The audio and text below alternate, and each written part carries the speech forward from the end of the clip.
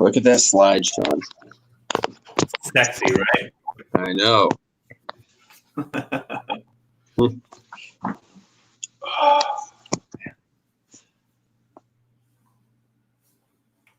Oh man. Did you test the video? It actually works with sound.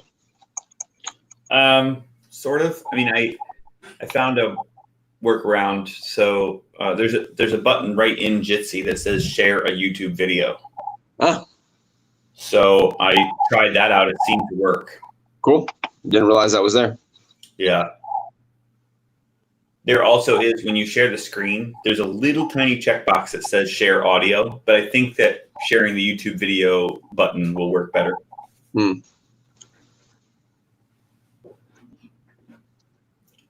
Dude, I'm getting slayed by the network. What do you mean? I can't get webmail to work. I can't get my VPN to work. I can't get. I tried to log into Prada to get my EPRs. Somehow, it's all my rights in Prada are gone. I can't even look at my own records. Have you tried Desktop Anywhere or whatever that version? Asman's right here. What is it? I think it's Desktop Anywhere. It works great. Well, I want to use my GOV laptop. Why? Just use it on your home computer and it works fantastic. Much faster than your work laptop. Hey, I got another call. I'm going to jump off here for a second. Yeah.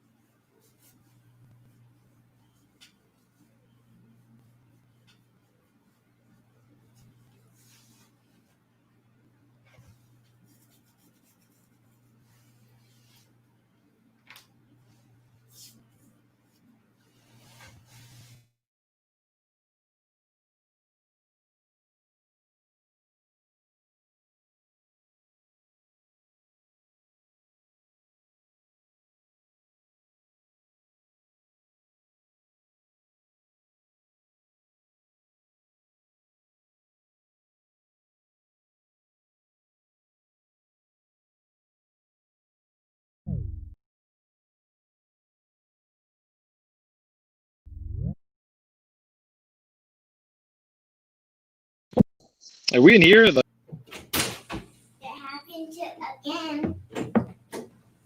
It happened again.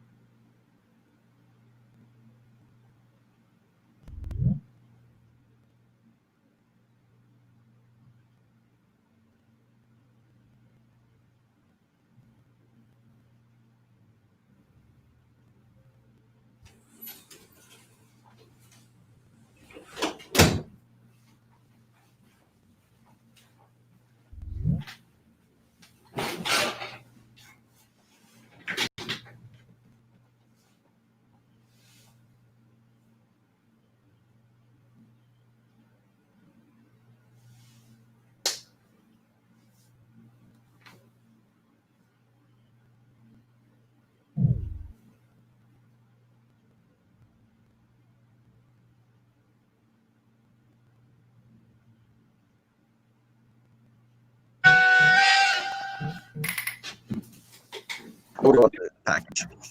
Got it. Yep. Yeah.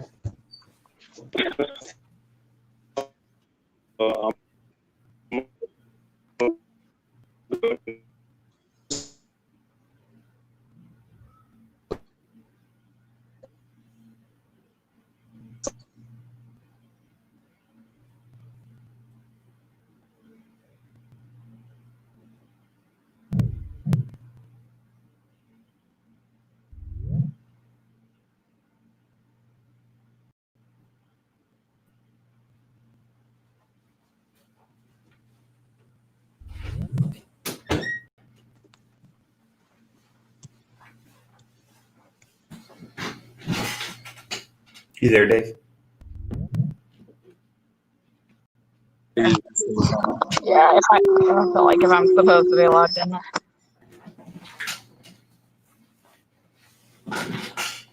You guys hear me? Yes. All right.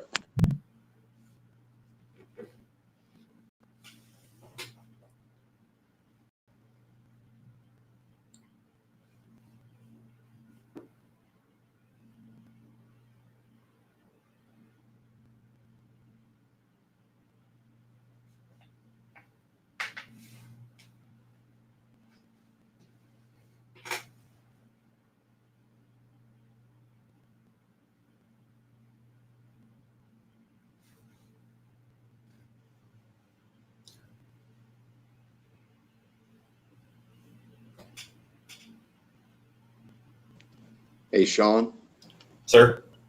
can you get rid of the slide that talks about institutionalized diversity? It should be slide 9. Oh. Yes. Although I gotta change. Hold on. Or you can just hide it.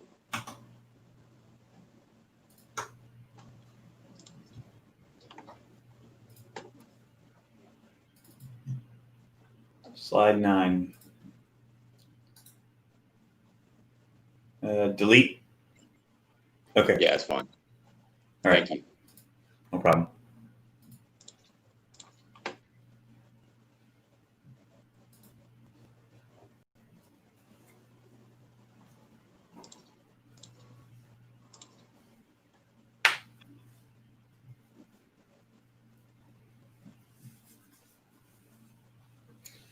tested the delay out this morning on YouTube. It's about an 8 to 10 second delay. Okay.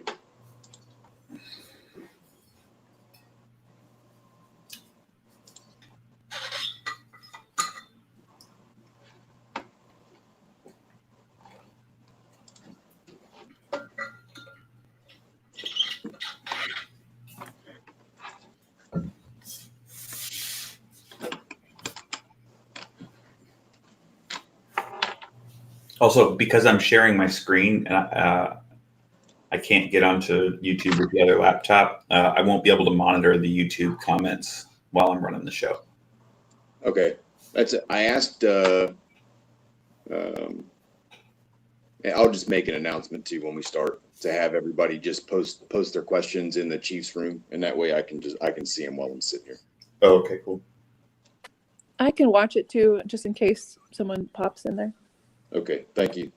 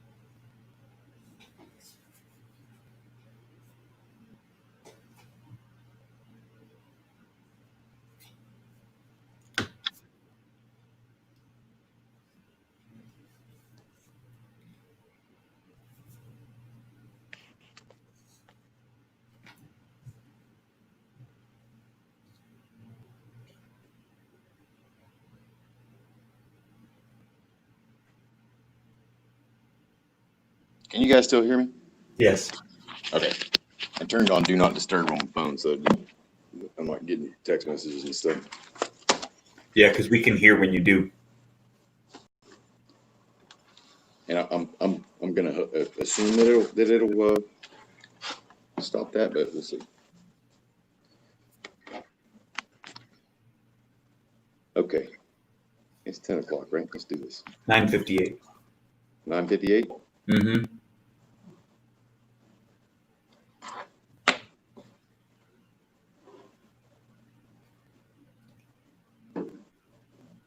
Have you started live streaming, or is it no?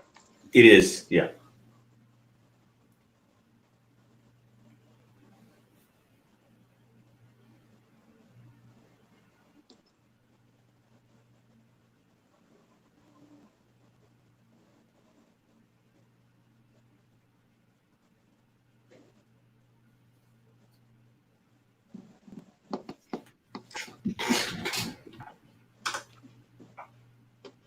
Can you guys see how many people are out there watching? Just a minute, yes, I can. It looks like we have 61. No, that ain't gonna cut it. People are coming in as we speak. If we don't have at least 75% of the enlisted people in here, we're going. This meeting that we'll just push to the right.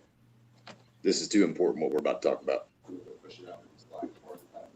Yeah.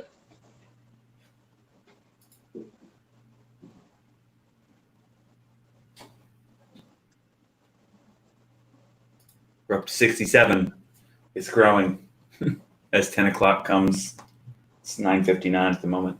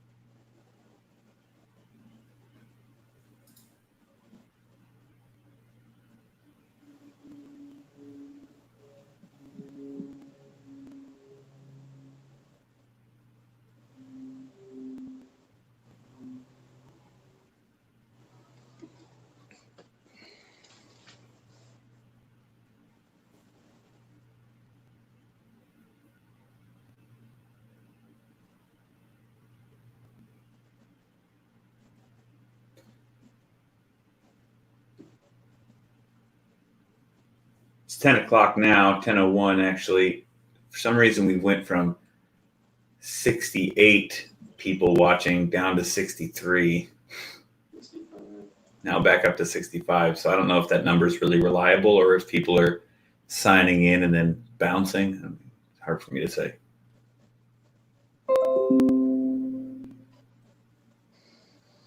That's the lowest we've had.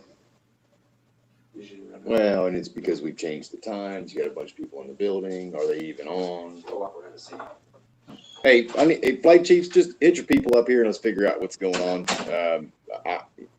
I don't want to cover this topic without everybody there.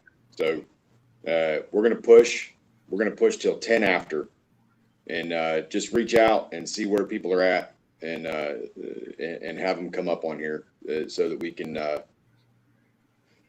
have a conversation that needs to be had. So I guess you got to leave live streaming going. Is that Yes. for them to log in, right? Okay. Yeah.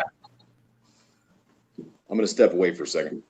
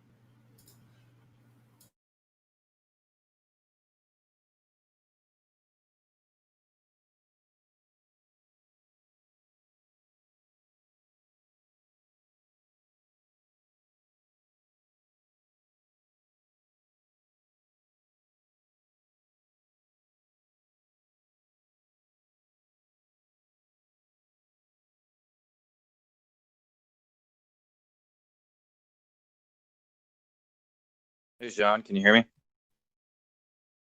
Yes. Hey, I don't know if everybody's like me or not, but like if I'm a member, that's how many people are in here. Yeah.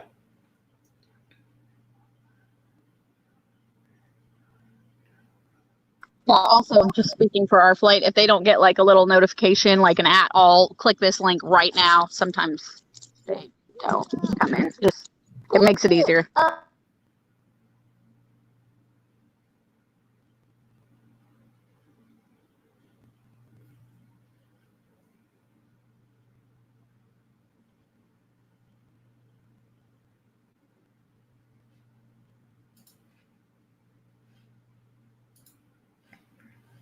Wonder why the number keeps fluctuating. It was up to like 86. Now we're down to 77. Wonder why that is.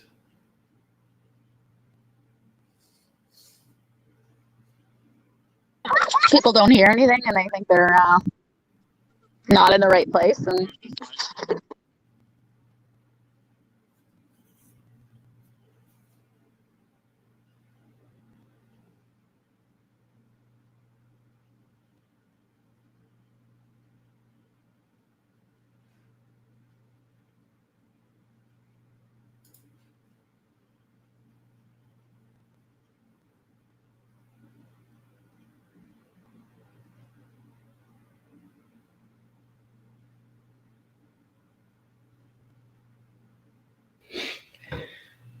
Are we tracking how many people got dropped off yesterday for Sims and egress?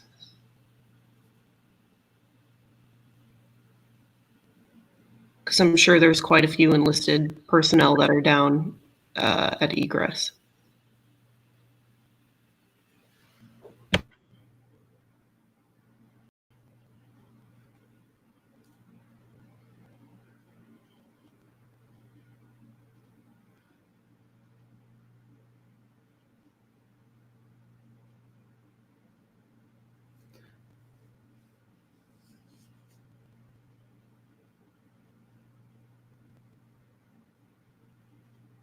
Looks like the people at egress are in the YouTube. because their class starts later.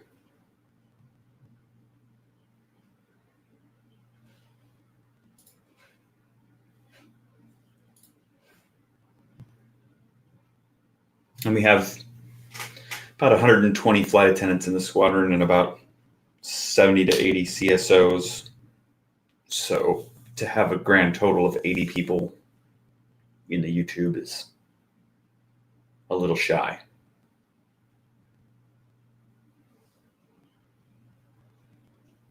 We got about maybe 45, 46 CSOs.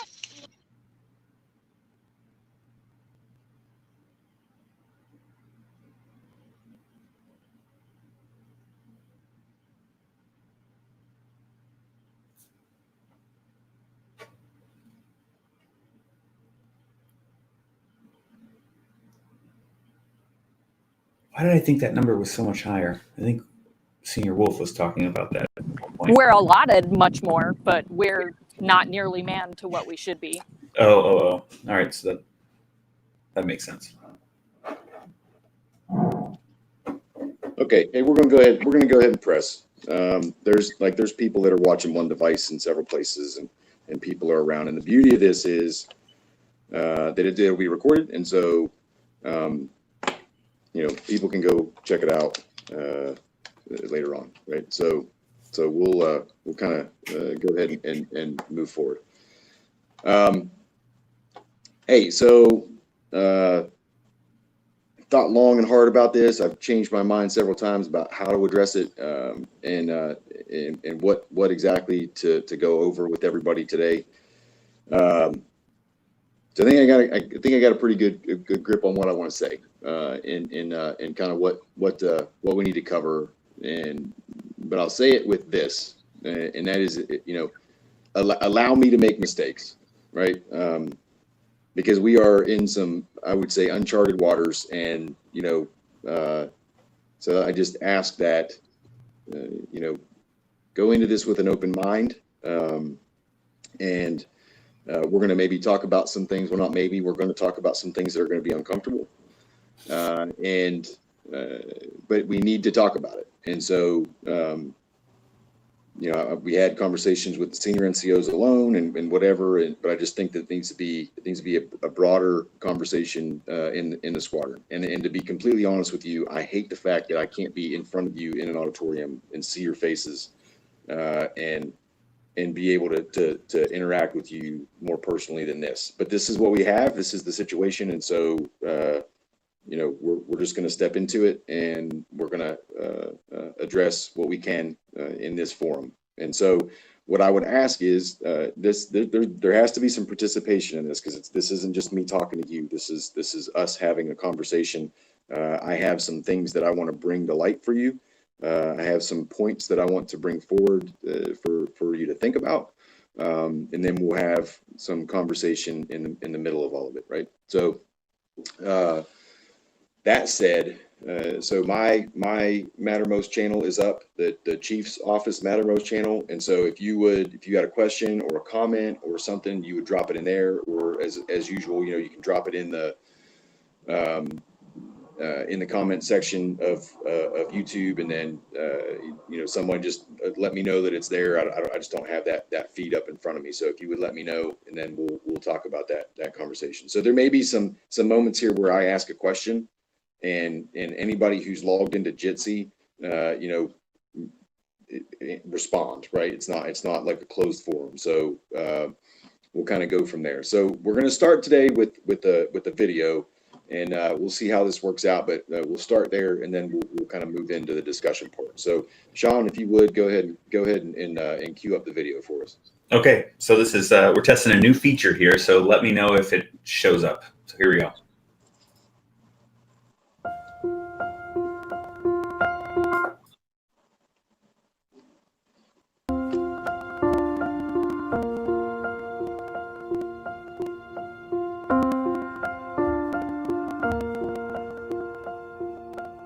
You're about to meet Michael. He lives fast as a self-made millionaire. You didn't have to dress up. It's all right. You're going to photograph Michael. He's actually saved somebody's life. Michael is an ex-inmate. He's a commercial fisherman. Michael claims to be psychic. Nice to meet you. Michael's a former alcoholic. Here's your camera. I would like you to flesh out the essence of who he is. What would you like out of this? What would you like the photograph to say about you? Do you find that being a sidekick impacts much on your day-to-day life? I can see this is emotional for you. Like to get to know the person. You've only got 10 minutes, right? I think you're a guy that's put yourself out there. You're not hiding anything. My plan was to find out about whoever it was and to try and get that. And Chief is showing in what the I learned YouTube from channel him now. is he's Oh, it is? incredibly brave. Yes. Okay. It was really intense. Pull this shirt out. Sorry. I wanted to see the nature of the person, which then present a challenge. How do you portray him as a fisherman?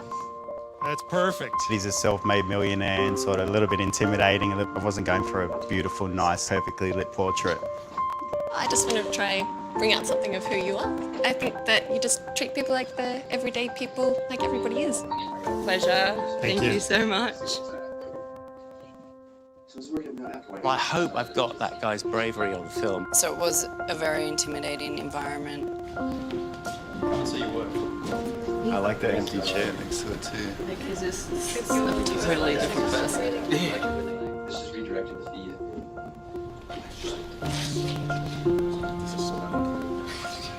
Almost looks like 6 different people. So not everything I told you today was true.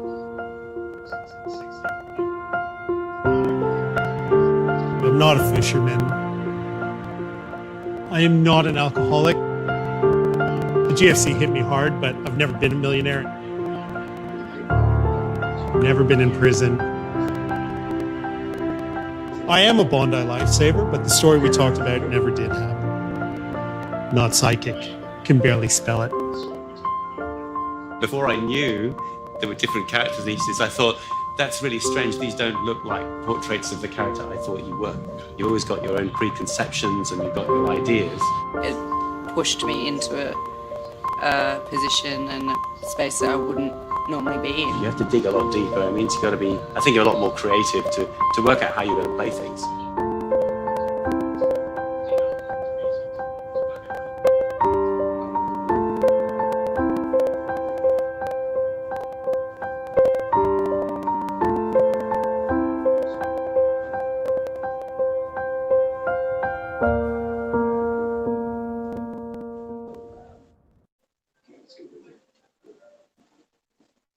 All right, Shawn, you can stop the video.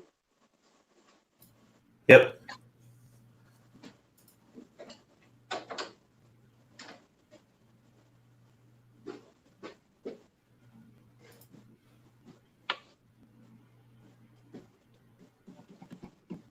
We're all set. We're good? Okay, you can bring up the first slide then, please. Yep.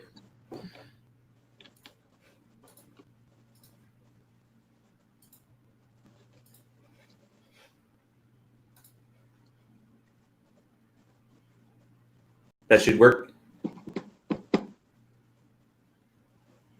All right.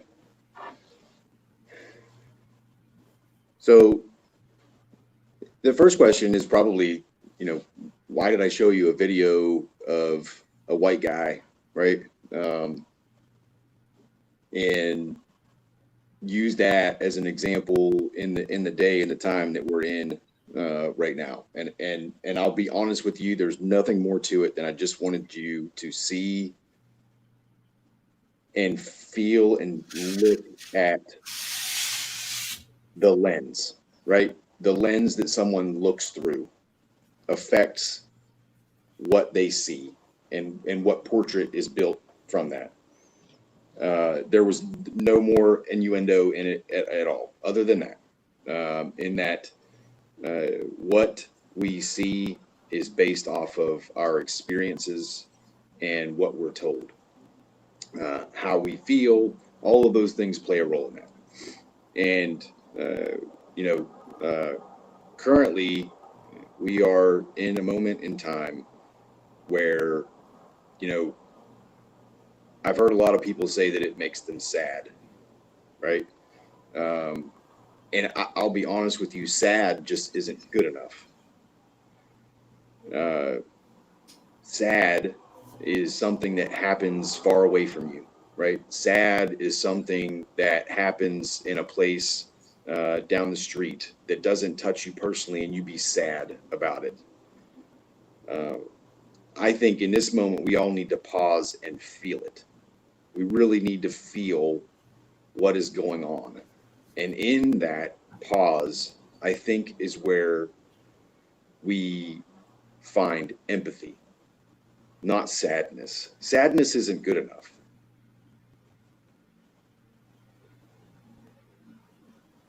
It has to become personal, right? This has to be personal. And in that, it can't be, there is no them. There is only us. Them is something that is found on the extremes, right? The extreme right, the extreme left, you know, the place where everybody agrees with you. That's an easy place to live. That's an easy place to live because everybody agrees with you, right? We live in the middle, the messy middle. The messy middle of all of this is where we sit. And the messy middle is uncomfortable because not everybody is going to agree with you. Not everybody is going to understand your opinion or where you have derived the opinion from.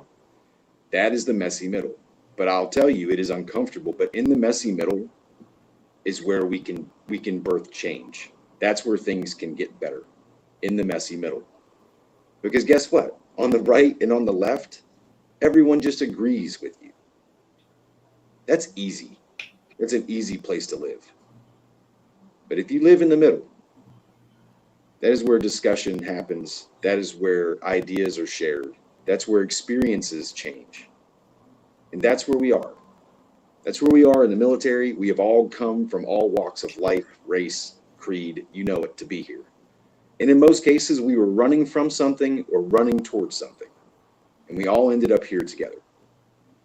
And so in this place that we've created, it is the mess.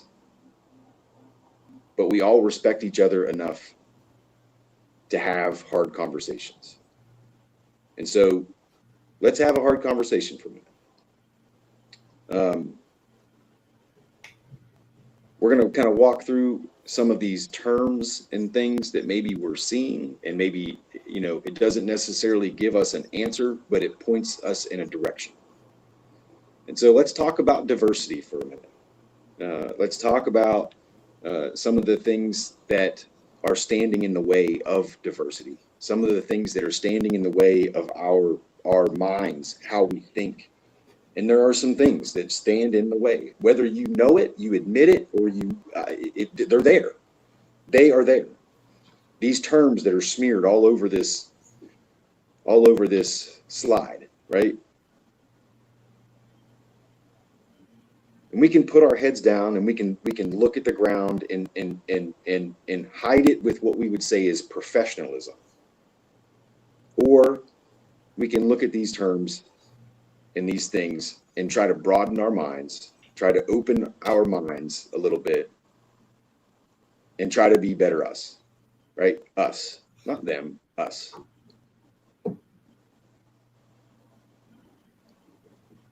So let's start with some biases. So if you would click the next slide for me, sir.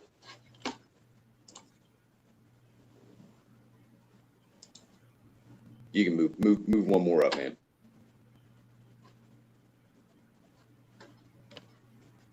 So here's what we're going to talk about, right? We're going to kind of look at the definition of diversity as the Air Force says. You may agree with it or not agree with it.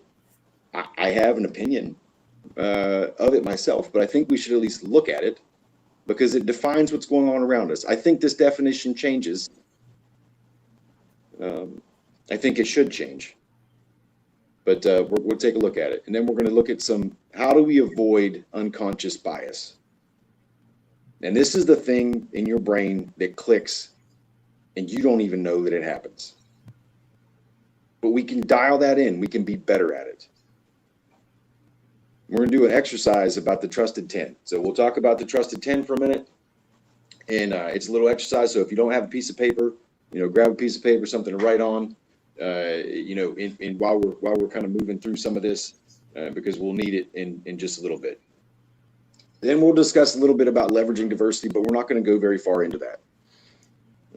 And then we'll talk some about the impact of diversity. So that's kind of what we're going to discuss over the next 30, 40 minutes here. And this is an open forum. So, we go through and we're talking about stuff. I may ask some questions. Please speak up. All right, next slide.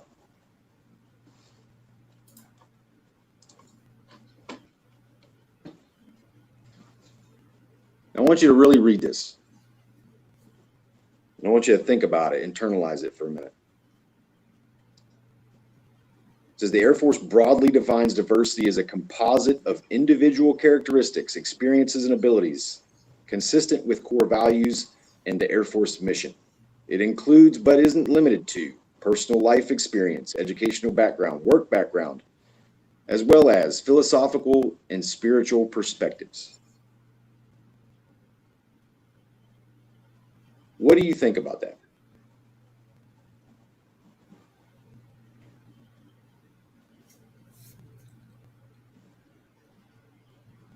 And I want you to remember that I was a PME instructor, so I will sit here silent and wait for somebody to answer my questions.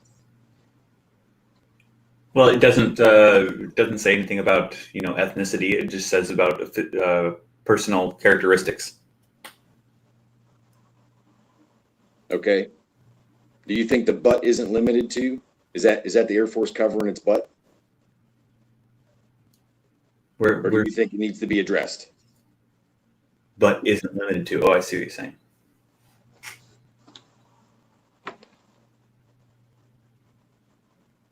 Somebody else, what do you think? Do you think that's the Air Force trying to catch itself there and not have to address it directly?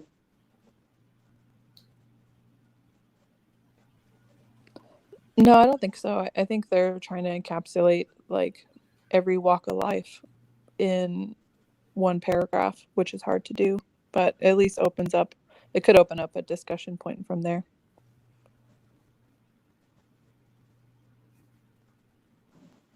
How do you guys feel about, and this is a feel question, how do you feel about the current diversity environment, or diverse or lack of diverse environment that the Air Force has created? How do you feel about it? I have a very, I guess my perspective is just based on my experiences, right?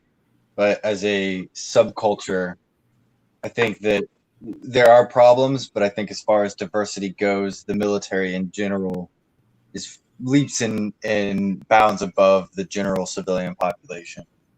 I mean, I can't speak to everybody's experience but my own, but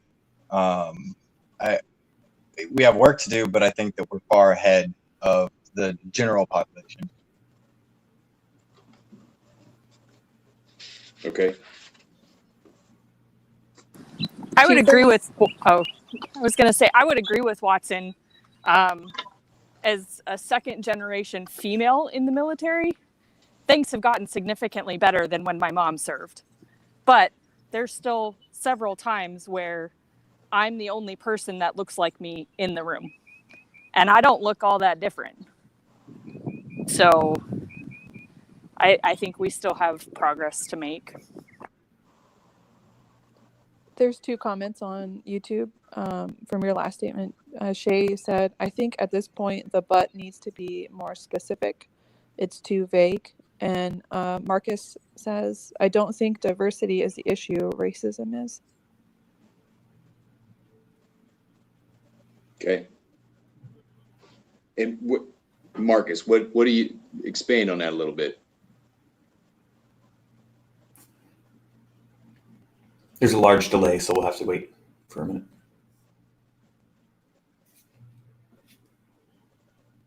While we're waiting too, I agree with Holly. Obviously being a senior NCO that's white, I don't think about it all too often, other than the last few weeks when it's obviously it's come more to head. But for sure, I'll be sitting in meetings and I'll realize, I'm the only female here, and how do I need to map my question a certain way? Are they going to think, oh, this is just an angry female or anything? And I imagine for people in other races, like that's even more profound.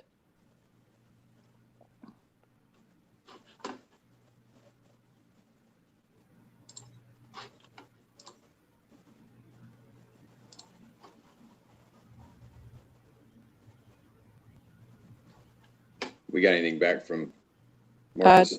He just posted, I believe we all know the strengths, a beauty of diversity in our Air Force, but the issues exist when people treat and judge others based on race, among other things. Okay, let's go ahead and click the slide there, because I think this is where the conversation that he's bringing up kind of starts, right?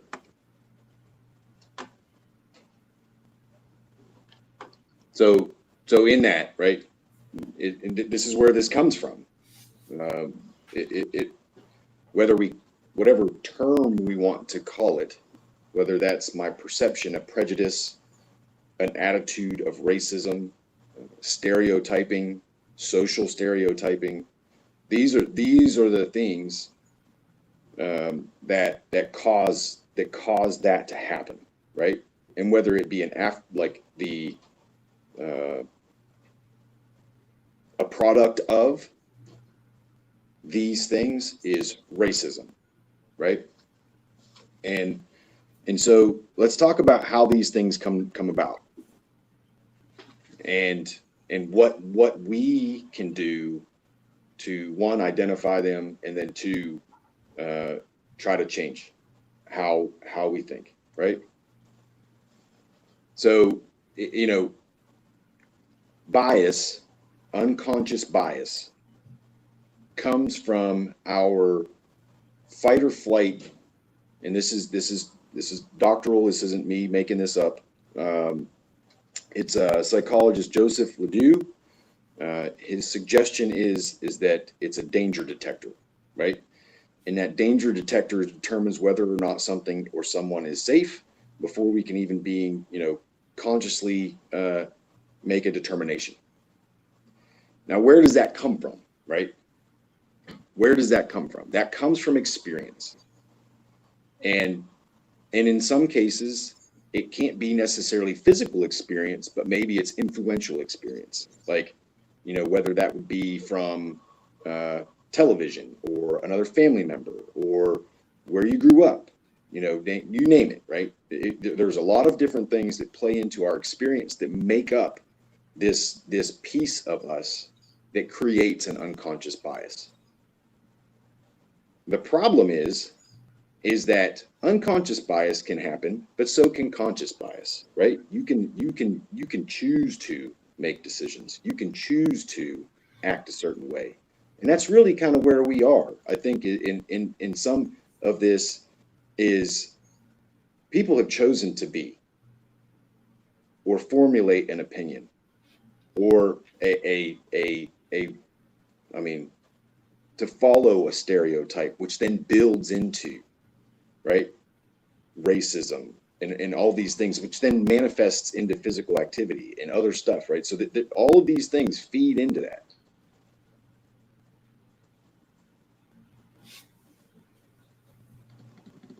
Some of this stuff is hardwired into your brain. And the reason that I want to talk about it is you can change that. And those hardwired things come out in our thoughts, right? That stereotyping, that prejudice towards something. Your unconscious decisions, your unconscious, that fight or flight that happens in your brain, whatever you fed in there can affect what comes out. And so let's talk about how we can change that. Because at the end of the day, what did we say? Like, this is about experience, and experience feeds all of this. And at the end here, we're going to talk about experience a little bit more, but I just wanted to bring this piece up. And how do you change that? You know, that the advantage of a system of this fight or flight, this experiences that help us make decisions. There's a lot of them, right? It's not just bad. There are goods in it as well, because we can only focus so much. You know, the scientists say that we have over 40 million stimulus that happen in any one given minute, and we can only focus on about 40, right? So all of these other things are what help us make decisions and feed into that. So let me pause there for just a second. I see there's a couple thoughts up here.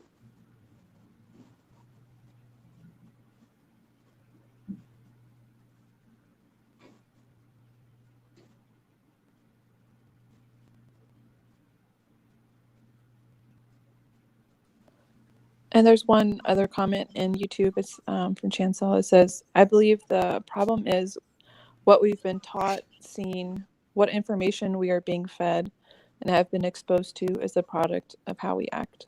It's kind of what you're saying, Chief. That's exactly it, right? And that's why we have to, you have to stop for a second and recognize that, right? You have to be able to see it in yourself. Because if not, that fight or flight, that like I'm just going through life. If you don't stop and pause and go, wait a minute, what all has fed into how I think? I have a kind of good example, I think, of like different backgrounds affecting the way that you take certain comments. Like just recently we had Jalen Burton staying with us. Sorry, Jalen, for talking about you. And he was staying with us, just waiting for his lease to open up on his apartment. And my kids just thought he was cool, and they were just talking about him. And he's like, is Jalen at home? Is Jalen doing this? Where's Jalen at? And so when we were sitting at a table, I'm like, hey, man, like, is that you? How you say your name? Me just thinking like they're running his name around, and I want him to feel comfortable. If he has any nicknames, like I'm Kathleen. I get majors that call me Kat, Kathy. Some people call me Karen, and it bothers me, but I won't correct them because they outrank me by so much.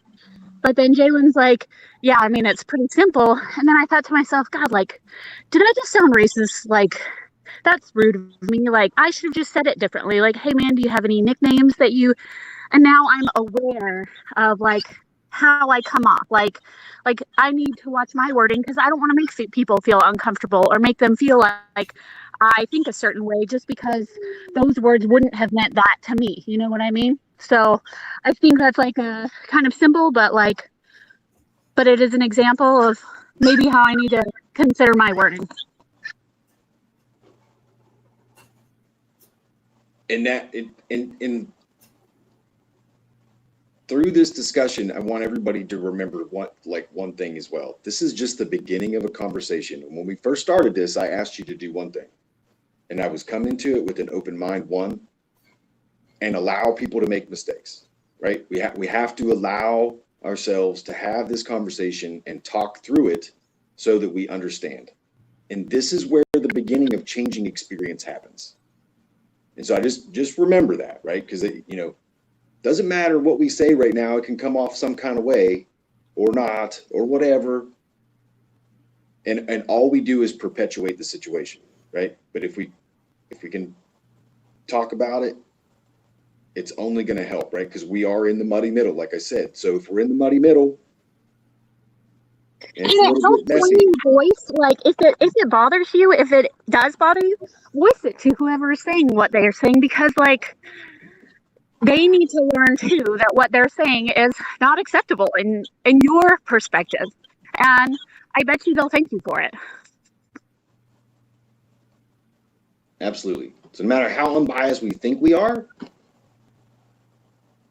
we have conscious or unconscious biases about people and about outside of what we know. It is the truth. So I think we can all agree on that, or at least I would hope that you would see at least that much in it. Okay. Shawn, can you hit the slide for me, please?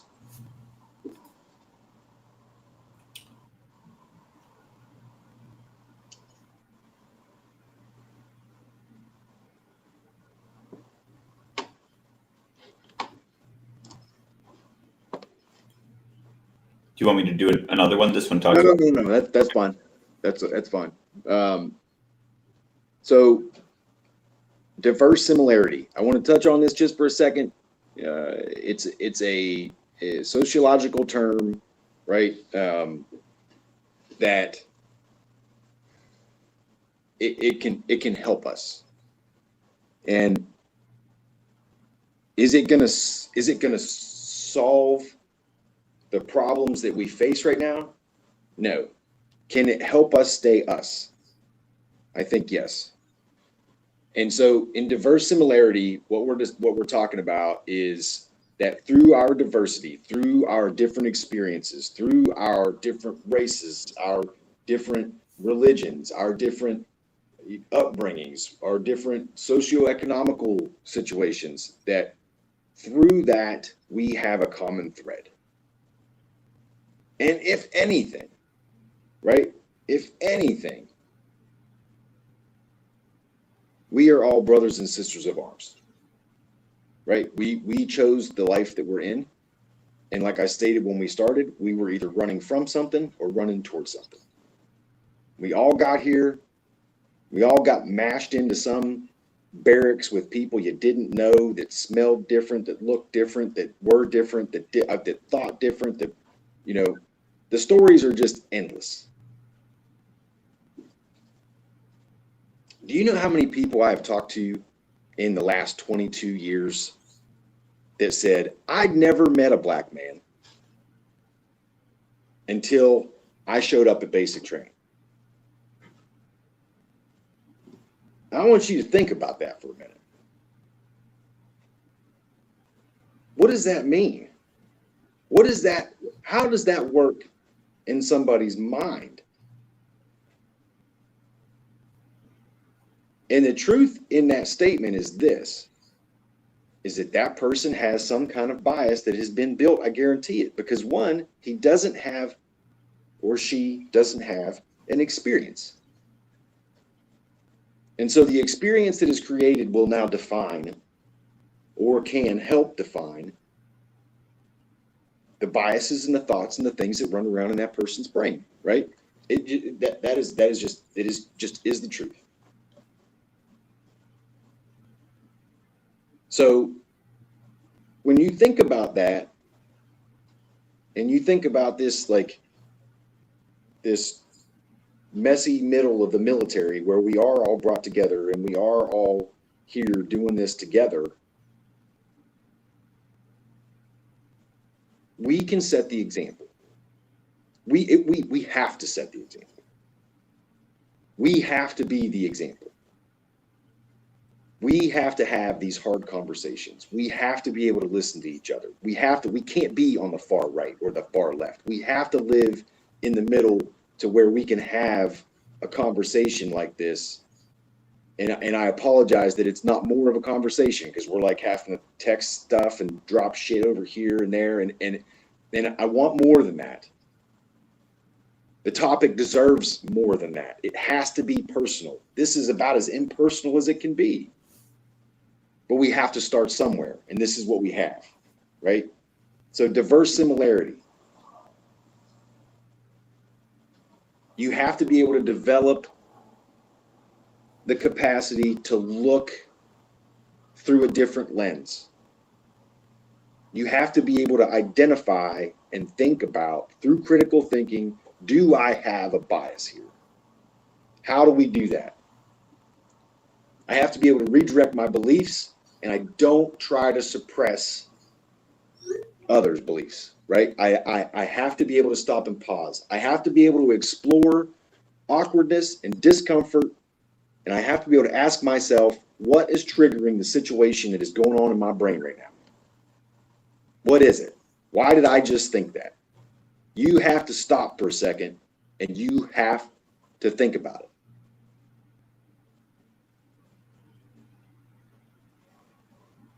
The other thing is you have to create opportunities for positive exposure.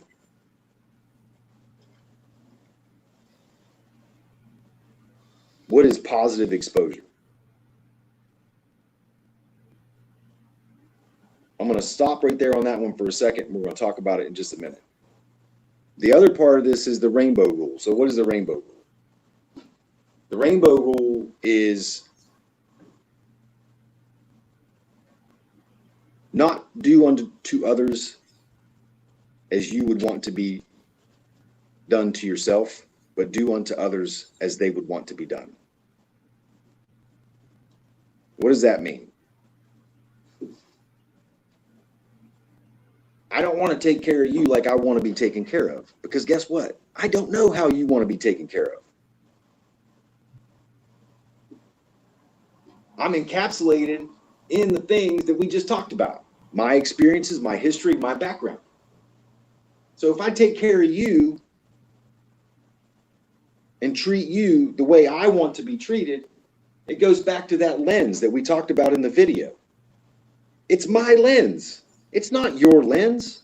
So how the hell am I supposed to take care of you and treat you the way that you want to be treated when I'm doing that through my own lens?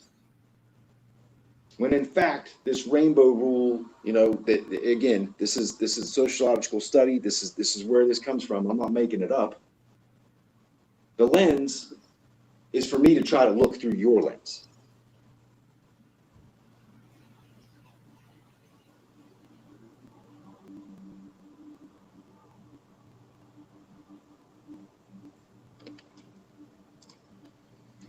So with that, I want everybody to get out a piece of paper. And I'll give you a couple minutes here. Grab a piece of paper, and what I want you to do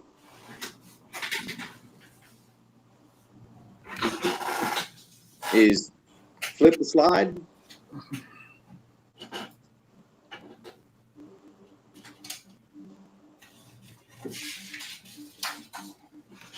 Leave it sit right there. So what I want you to do is I want you to write down the first name of the 10 people you trust most with your personal and your professional life.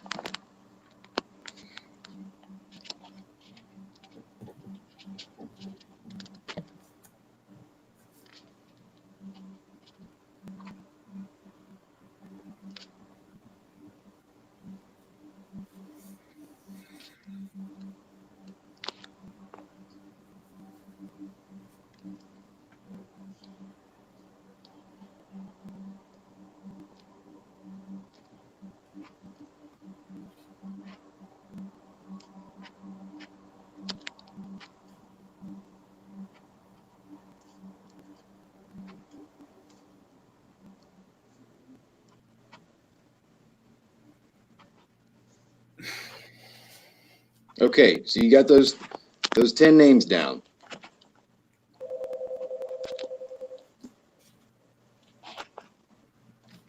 Slide, please. Go ahead and write down their gender,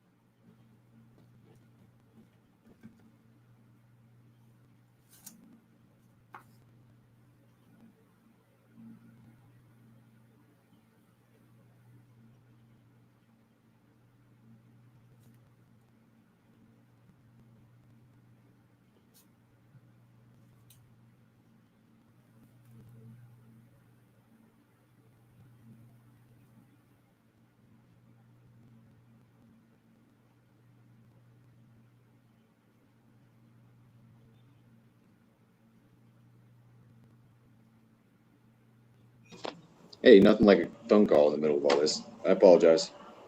Okay, next thing we want to look at is what is their race and or ethnicity.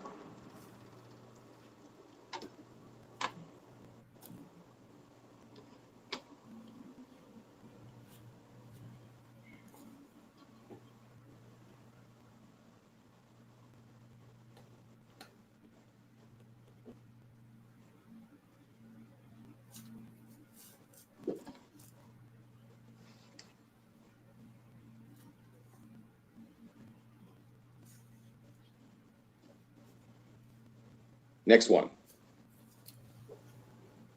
What is their age? If I'm going too fast, tell me to slow down. Which I know I gave you a lot of time when I was running my mouth on the phone.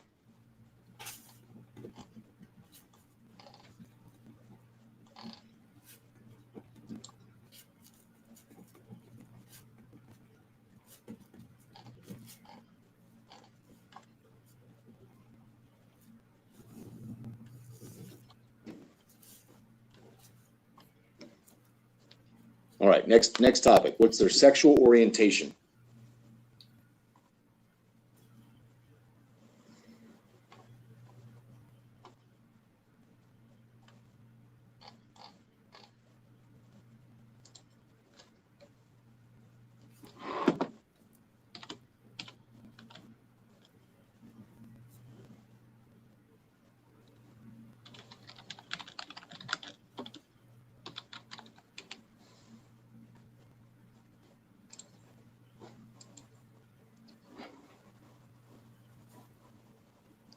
The next thing I want you to write down is what is their educational level?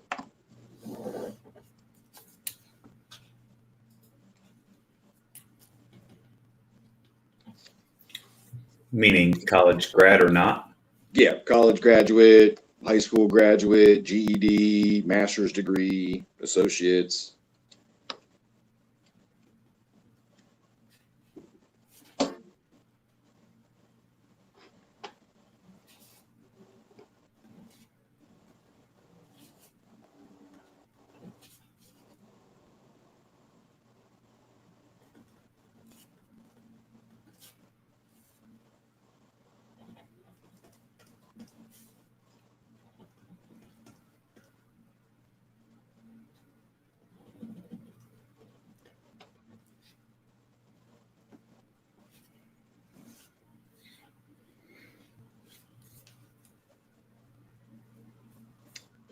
Okay, next one is, do they have any disabilities? And this is just a yes or a no.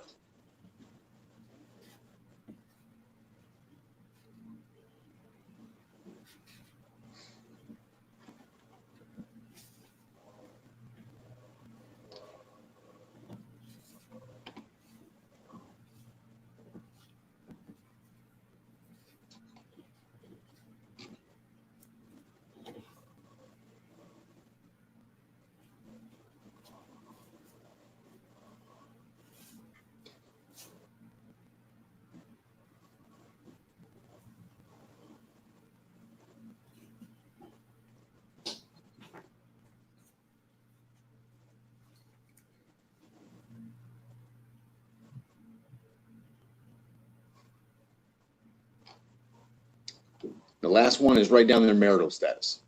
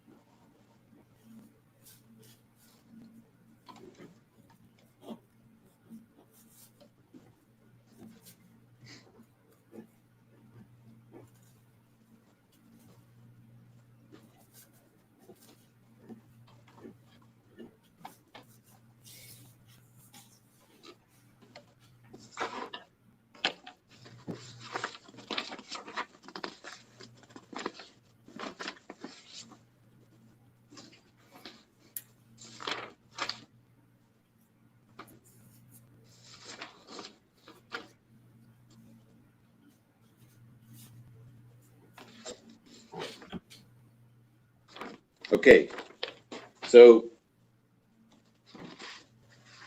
I want you to look at that list that's in front of you. And I want you to have a long, hard look and ask yourself if the people on that list are you.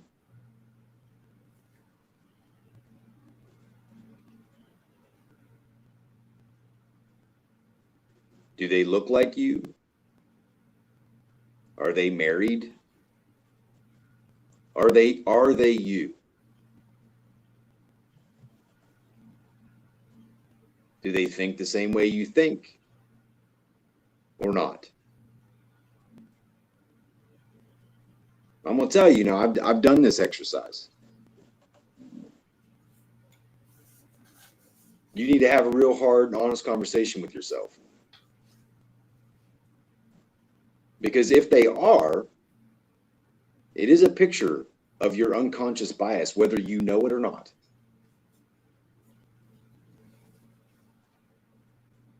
How can this affect other things, right? These are the people that you trust. These are the people that you really trust and you're around. And it's because you're comfortable with them. You trust them. You're similar to them.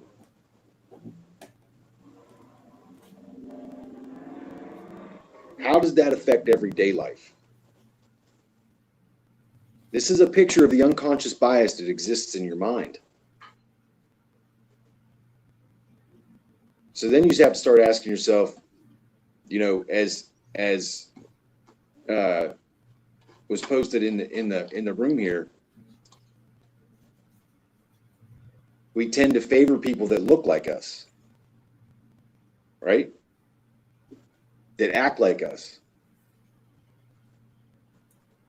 Do we give somebody opportunities in the workplace that somebody else doesn't get because they look like us, they think like us, they talk like us, they walk like us?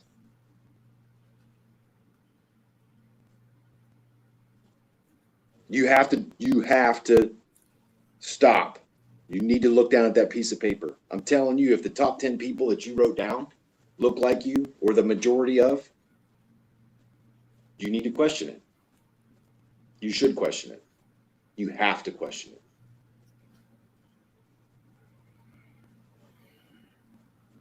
And you can give yourself all kinds of excuses in this too. I promise you. Oh, well, we hang around other married couples because we're married and we got kids, and they hang around us because they got kids and the kids can play. Yeah. But they're middle-aged, white, heterosexual, bachelor's degree holding, non-disability men and women, right?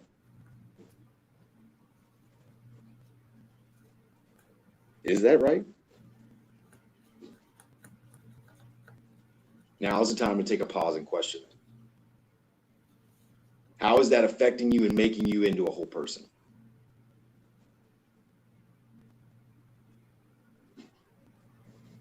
This can have a profound effect on everybody around you and the biases that's being created in your brain. And you don't even know it. Next slide.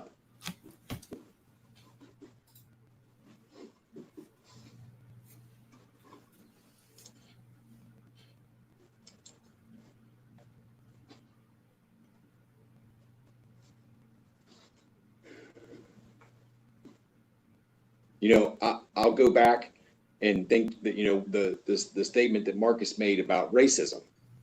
Can I stop racism? Man, I don't know. But I can do this. What I can do is I can foster an inclusive environment right here. I can do that. Can I speak up? Yes.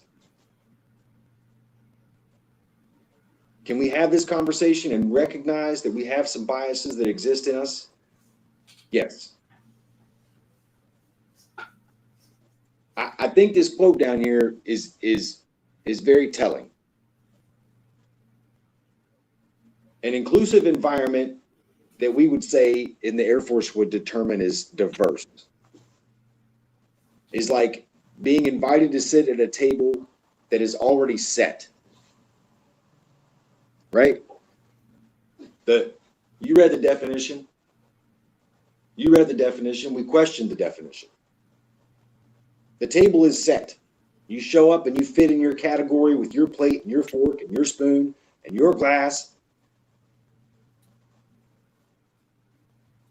because that's what the Air Force told us to be. We walked in the door, they shaved our heads, they said, "You're airman." You said the Airman's Creed, they gave you a coin. You're an airman now.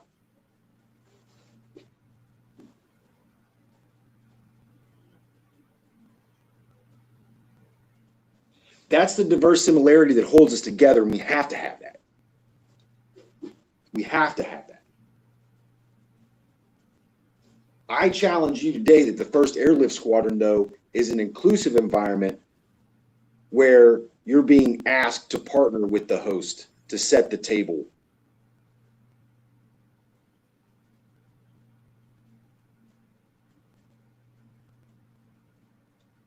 And you make up what those dishes look like. We, us, do that.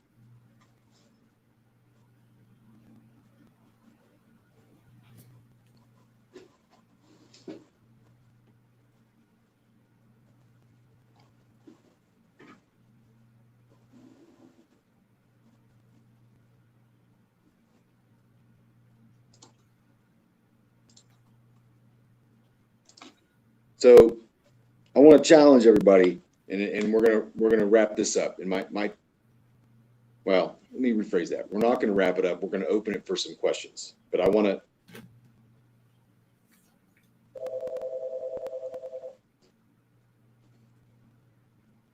You know, that phone hasn't rang ever in this ever. It's never rang in this office. Not one time, and now it's rang twice. Hey, Chief, it's Sergeant Wall. I wanted to chime in before you moved on the last slide with the exercise. So I want to make sure that the right message is getting out there, because right, you had everybody write down all those different things, and I don't want people to be to misinterpret it, because I don't think or feel as though people are obligated to have a diverse group of friends, right? If all your friends are white and straight and married, that's okay. There's nothing wrong with that. The issue is if that group of friends promote racism and discrimination and racial bias or xenophobia. That's the issue. Well, I think that there's more to it than just that being the issue, right? And that the issue is that if they do you know it? Do you recognize it? Because you've surrounded yourself around people that are like you. And so do you even realize? So the idea being that this is about trust, right? These are the people that you trust, which automatically gives you some bias in things, because does that mean that you don't trust other people? It's just telling you that you need to look at the picture in front of you and understand that those that surround you make up who you are, and they can create some unconscious bias in your mind and in your actions. And obviously, if you've surrounded yourself with people that are racists, then that's going to feed into how you think. But I think this is a time to look for everybody and go, let's be honest, I'm easy to pick out, right? I am a middle-aged white guy. What has created the environment that shapes the context I exist in?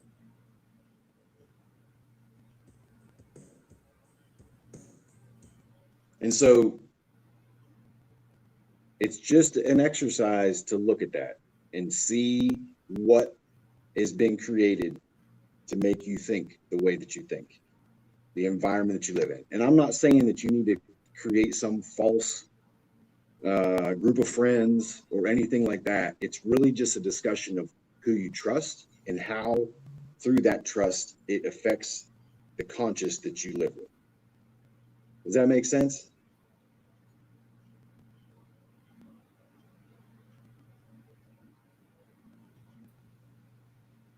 Roger, copy.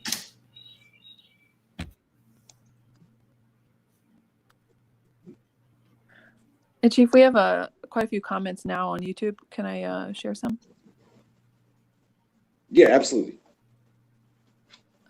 Okay, so to backtrack a couple slides ago, just for reference too. So Relisha says, I think that's a vital part of addressing and progressing this issue. Those who may be operating out of bias, whether it be intentional or not, being receptive to correction and using it as a moment of growth. And then Drew Harris says, my biggest concern is what happens when I'm not in uniform.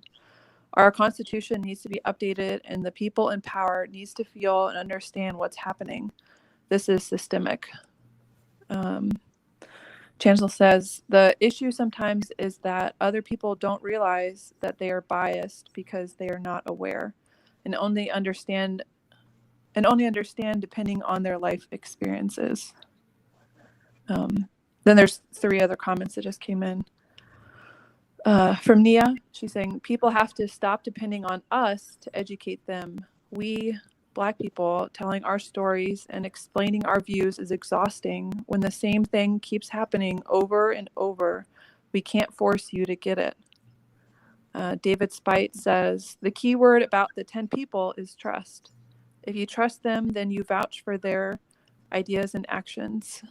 And Ty Caldwell says, it's a question. When does that no longer become an excuse? People know right from wrong.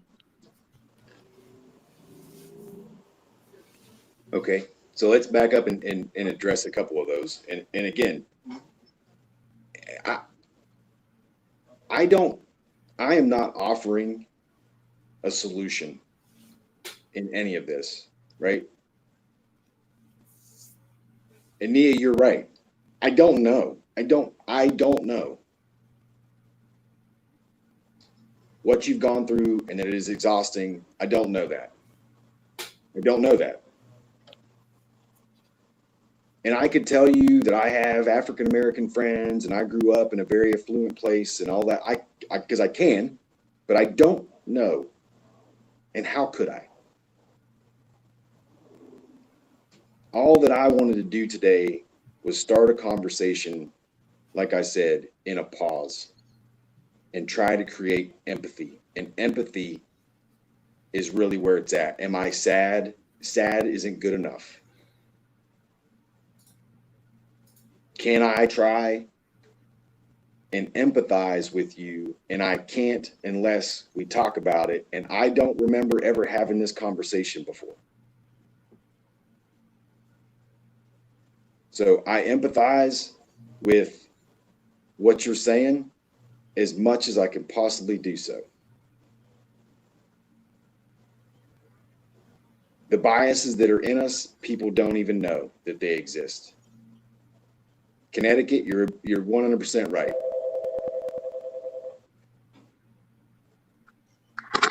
Chief, I would say also, like, from a point of view of dealing with a lot of sexism in the Air Force, growing up through the Air Force, like, I've been so exhausted trying to educate people sometimes, like in AFSOC and other places, that women can work just as hard as men can. And it is exhausting. It's exhausting as heck. But like, if you don't do the exhausting work, then the people behind you don't get to reap those benefits. Like, my aunt was a full bird colonel in the 60s and 70s, and she did so much work for women in the Air Force. And I know it's so exhausting to be going through this right now, but like, the work that you're doing is helping the next generation so much, so much.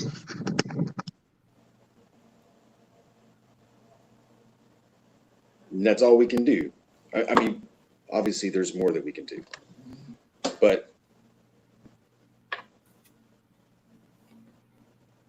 I can't offer a solution to a problem that I can't talk about. All I can do is try to create an environment that we can find solutions and listen, right? And listen. So I'm listening. I hope everybody else is listening.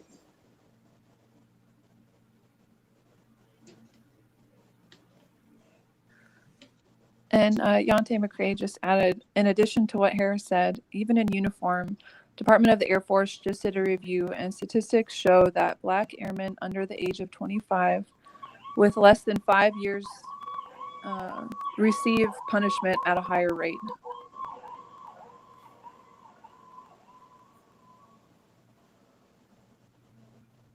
And that was, Chief Wright talked about that, right? And if you haven't watched that, you should go back and watch it.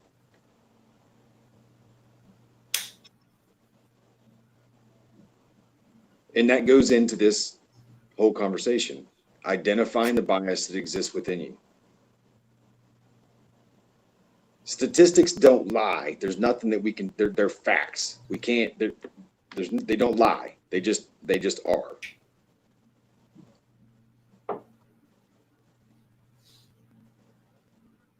But statistics don't help us when it comes to trust. And Spate, you're right. Trust is 100%. That is the whole line of that exercise and everything that's in it is that word, trust. Have your biases created fear? Have they created fear in how you live, in how you think of people, in whether or not you trust somebody or not?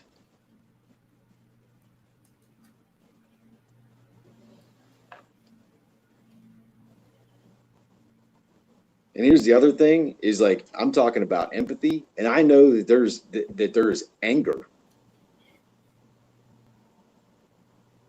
And all that I can try to do is empathize with that anger and try to create an environment where we can trust each other enough to talk about it and make a difference right here where we are.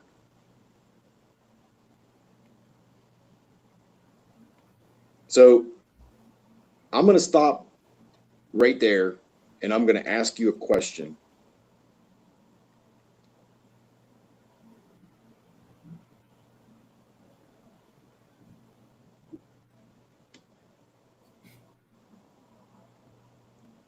How do people that experience you? And if you go back to the beginning of this conversation, we talked about the experience. Experiences build these things. Experiences build our biases, our thoughts. Experience does that.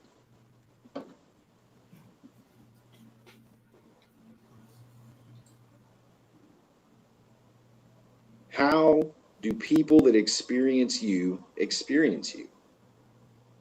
Not how, what do they believe about it?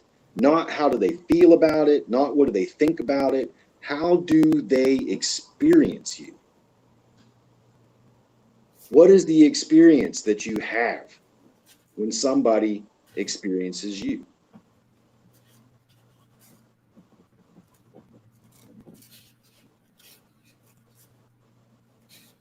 And I'm going to follow that up with this question. How should people experience you? And therein lies the challenge that I want you to think about. How should people experience you? How do we create trust? How do we birth empathy? How do we do that here? What's meant by that, Chief? What do you mean by that? How should people experience you? How should people experience you? If we talk about mistrust, we talk about living in a bias. We talk about living with bias, with unconscious bias. And in creating an experience that helps us to see each other and helps us to move in a better direction, and by creating good experiences that get rid of those unconscious biases, because we can only do that through experience.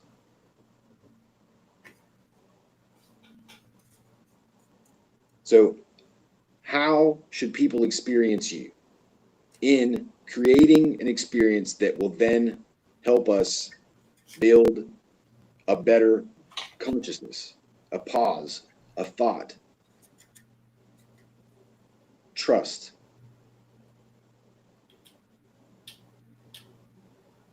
Where does that come from? It's only going to come from experience. And is that exhausting? Yes. Do we have to be intentional? Yes. Do we have to continue to tell our stories? Yes.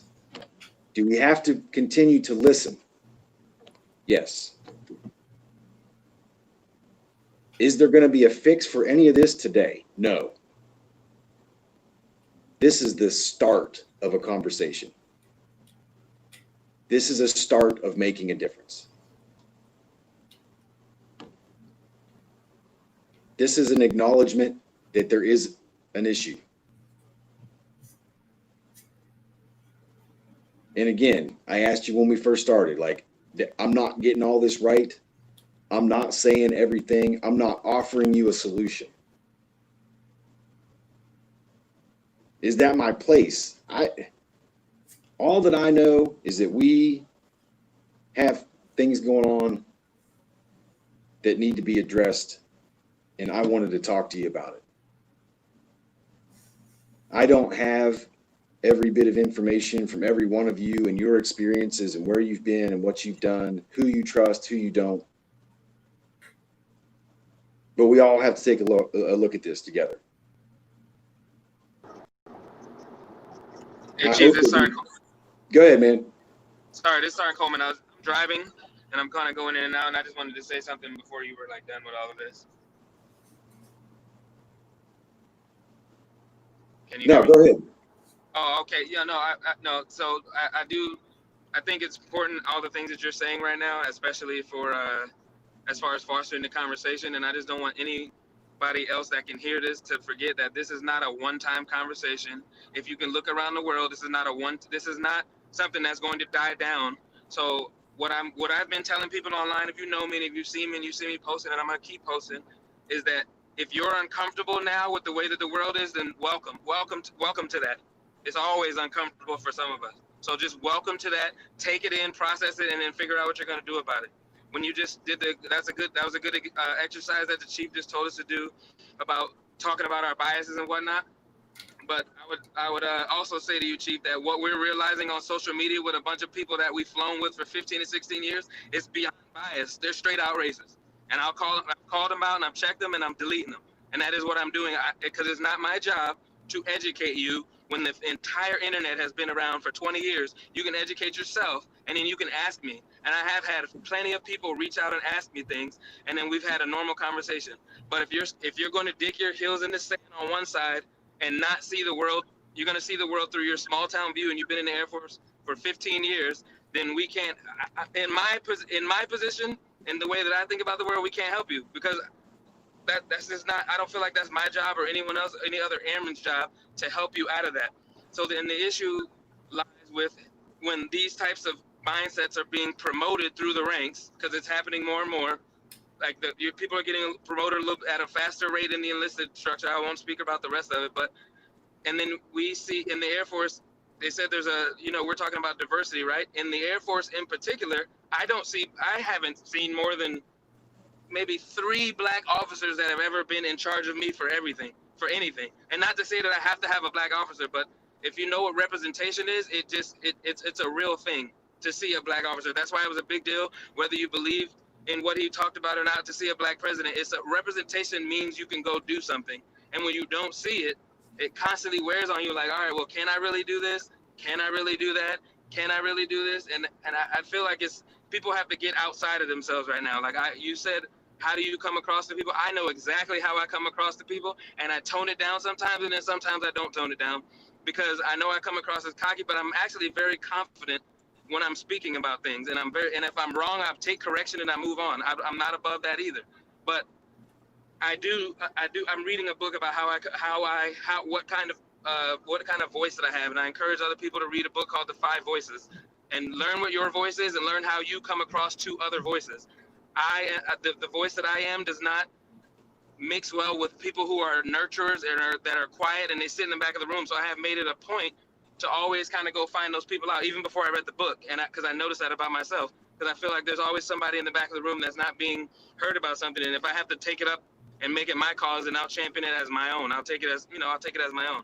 But I would just challenge anybody who is having a problem, or if you have a problem with what's going on in the country, just realize that there's almost 20 countries also protesting. So it can't just be something is wrong here, a little, it'll be corrected in a week. It might be a bigger issue than you think it is. And I would just challenge you to step outside yourself, learn something new about someone else. And if you need to step outside of your comfort group, do it. If someone says something to you at work, don't label them if they're angry about something. They're correcting you. They're trying to correct you.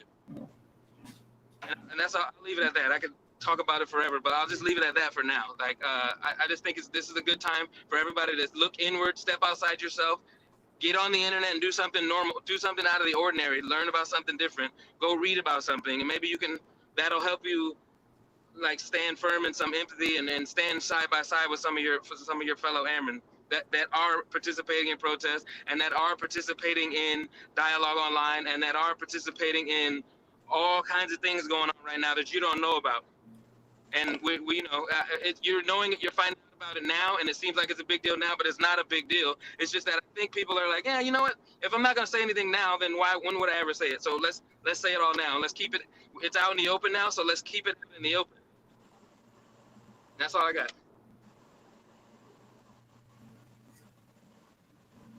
And Thanks, Chief, man. there's quite a few comments now on the YouTube channel. If I could,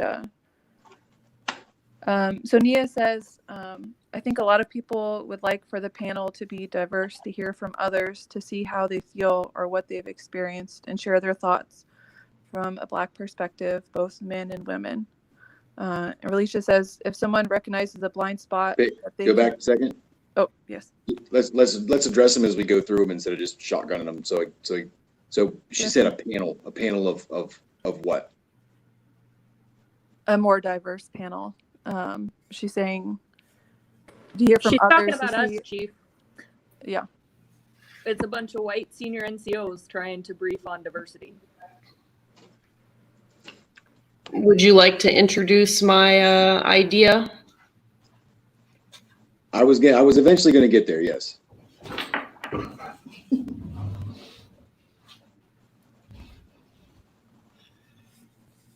So let me, there was discussion to address that, right? There was discussion about who should be up here, who shouldn't, and I mean this is just the format that we've always had our enlisted calls in, right? And there was a suggestion to have maybe some more diversity in up here. I'll be honest with you, the reason that I kept it the way it was because I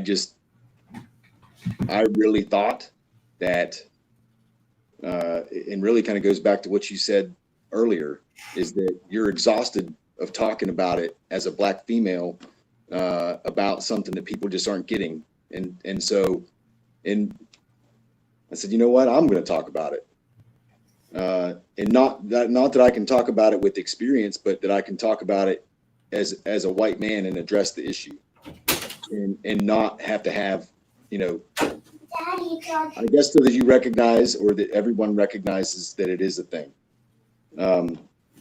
Again, was I wrong in doing that? I don't know. You guys will tell me. But that was the thought behind it. And I just can be very, very candid about that.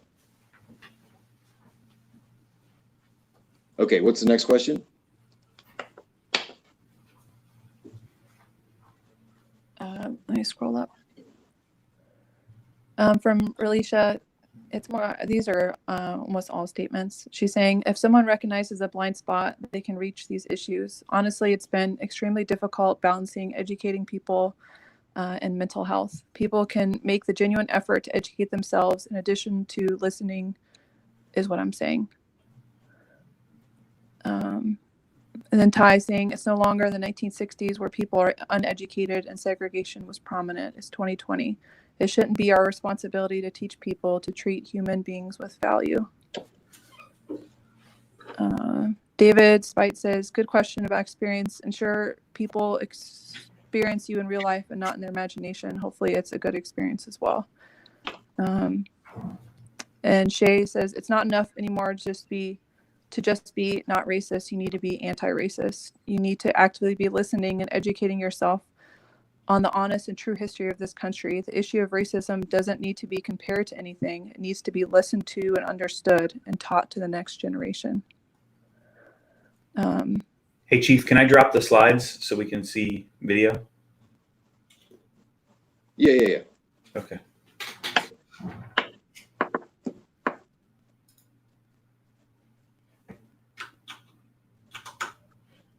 There we go.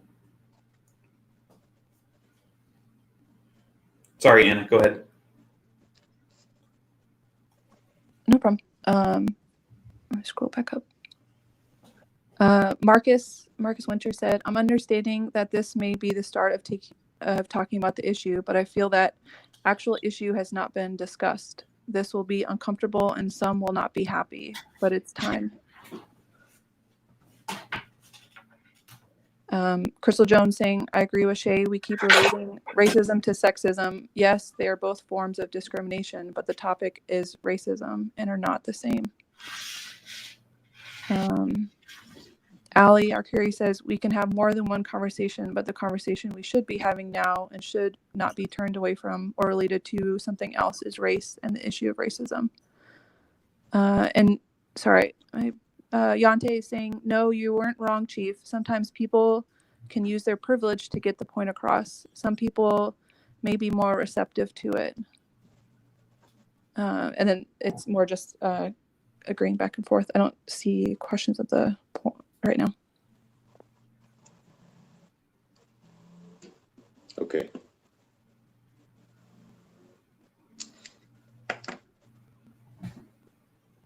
Again, it's an uncomfortable space, and I'm listening, right? Is it your responsibility? Not if that's what came out of what we discussed today. I don't want that to be what came out of it. I was more saying that it's our responsibility, right, to change our experience, to and really to put that onus on those that haven't experienced it, right? Those that maybe think differently, those that have or haven't thought about it at all.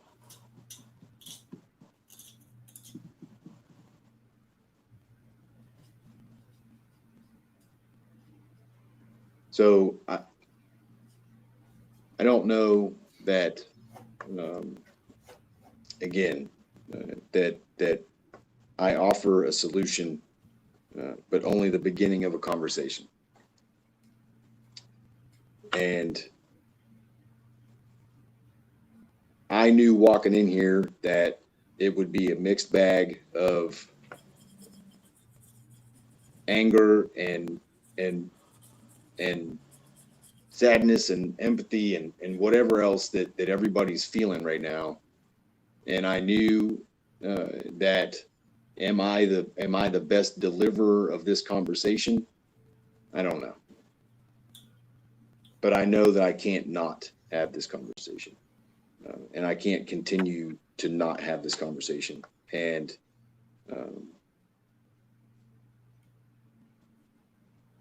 I respect all of you too much to not have it. So I'll open it for any questions or concerns. Obviously, there are a lot, and everybody has voiced some things. But if anybody has anything left that they would like to discuss. And now I know we could have a long conversation, man. I know there's a lot to be said, and 100%. I'm not, and that's why I can only offer the beginning of it, right? Yep. And so I will say this, that Jess Roll is trying to start a diversity council, and the beginning of that conversation has started to help bring some things to light. The details I think are about to come out a little bit clearer on what that looks like. But I ask that all of you help in that effort. And what does that do?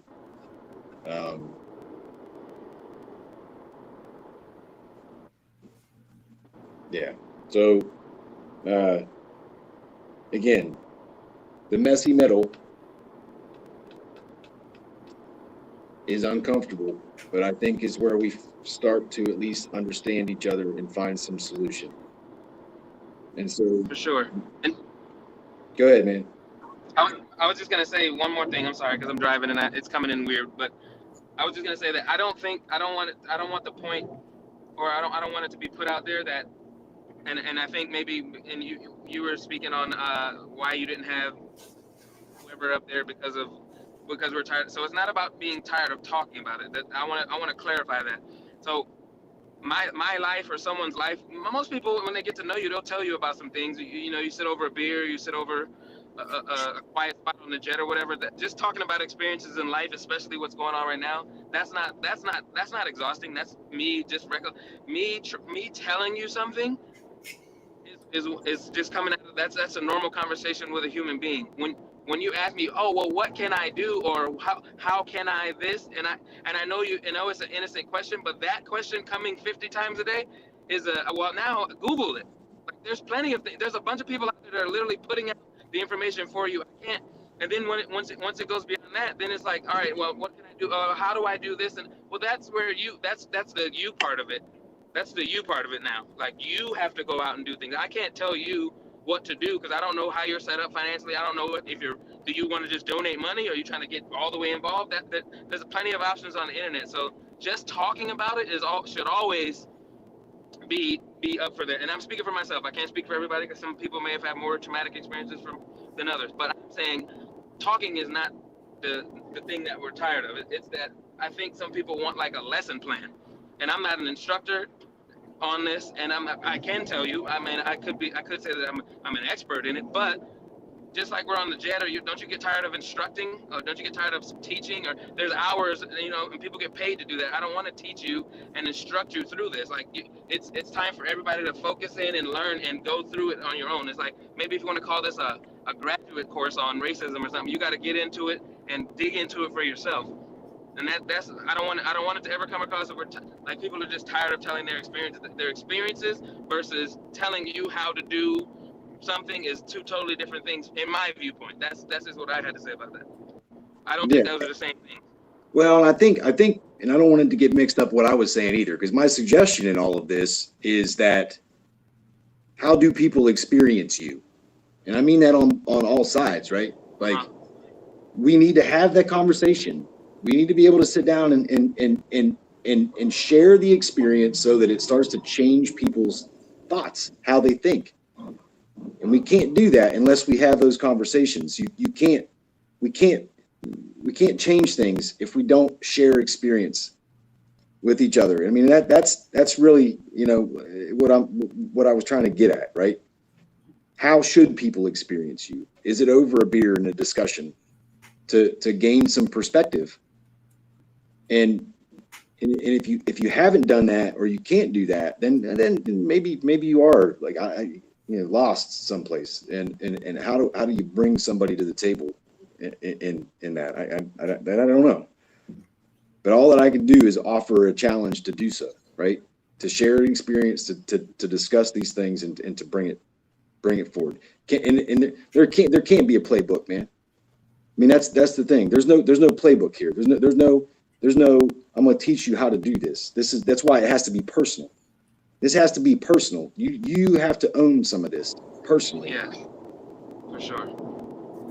Not some of it, all of it. We got to own it. I mean, it has to be personal, and it can't just be like I said. I'm sad about this. That's fucking bullshit. This isn't a sad thing. Sad shit happens over someplace else. This shit's here. It's right now. It's in front of us. This can't be sad shit. Sad shit happens over someplace else. So.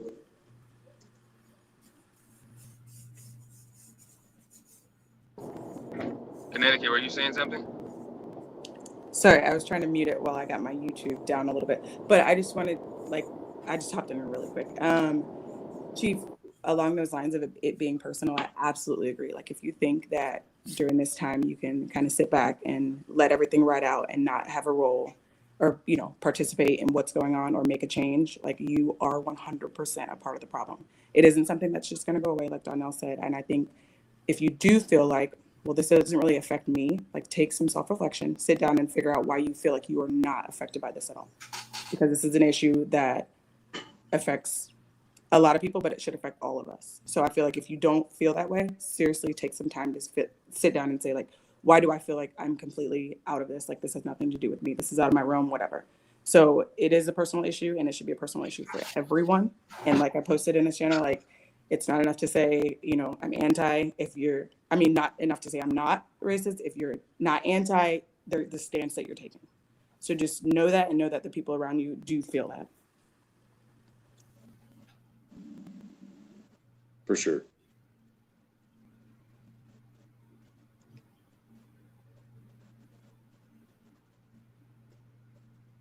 Yeah, I don't.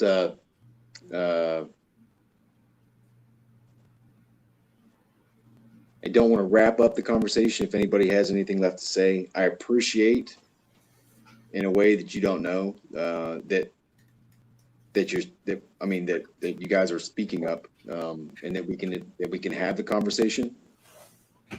And like you said, if you're walking away from this and you don't think that this has affected you at all, or isn't affecting you at all, that is 100% a great way to put it, because maybe you need to check yourself. And if you don't think that if you just don't think that it's an issue, we need to have a longer conversation. And again, this is just the beginning of a conversation. And I hope and pray that we can all continue to respect each other enough to have the conversation. And like I said, not on the right or not on the left, but in the middle of this, because I think that's where change happens, right? I think it happens in the middle. So I'll open it up one more time for any last comments, and then I gotta bounce off of here. And I hate to even say, hey, I gotta bounce, because I actually would stay as long as you guys want to continue.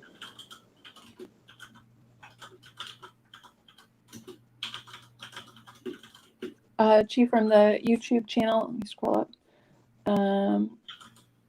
Just a few more comments overall. CT said, great points for those of us that have been in this unit for 9+ years. We have seen this through punishments given out that have followed those members, impacted their chance for promotion. Diablo saying, if there's a particular group that would like some education in a more productive and objective way, there's really insightful books that become extremely popular during this time, which is White Fragility. And last, Shay said, I will say this is where change occurs. When perspectives are shifted based on information presented, growth is so important.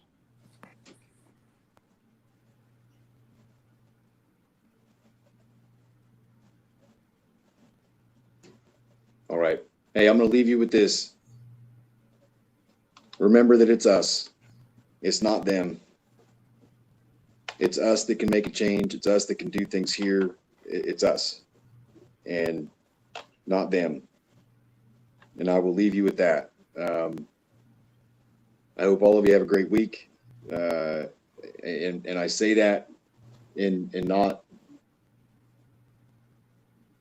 in the surrounding turmoil that we have. I don't know what great looks like to you.